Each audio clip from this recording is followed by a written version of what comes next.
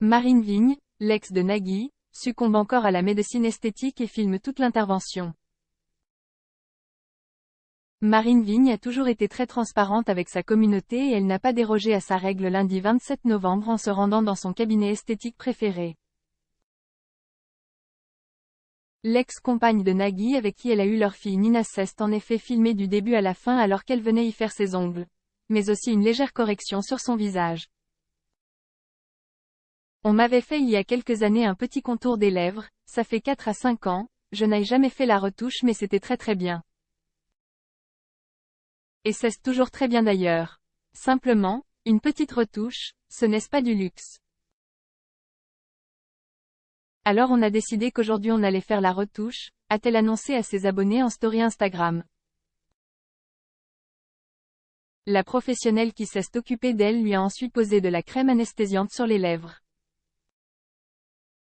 Après quoi, le tatouage éphémère pouvait être réalisé avec la couleur choisie par Marine Vigne, à savoir un ton un peu plus rosé que sa couleur naturelle. Après l'intervention, l'animatrice du magazine Météo à la carte sur France 3 a dévoilé, satisfaite, le résultat. Ses lèvres avaient alors effectivement tout l'air d'être maquillées et encore un peu gonflées. Pour les plus intéressés, Marine Vigne a bien pris soin de leur partager par ailleurs les indications post-opératoires à respecter. On ne mouille pas les lèvres, on ne frotte pas de soleil, pas de piscine, pas de sauna, pas de hammam, pas d'UV, on évite le contact avec l'eau chaude. Et on met un petit peu de crème homéoplasmine matin et soir, mais il ne faut jamais en mettre une couche épaisse sinon le maquillage permanent ne tient pas, a-t-il été préconisé. De légères contraintes à suivre pendant 10 jours. Lifting, injection. Marine Vigne essaye tout.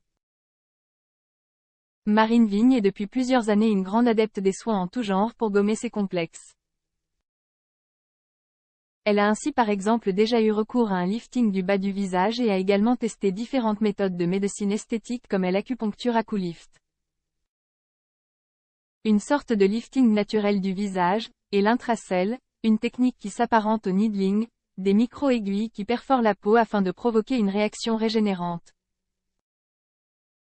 Elle est également fan des massages au visage, qu'elle s'offre une fois tous les 3 mois, et des injections de biorevitalisation. Tout un programme.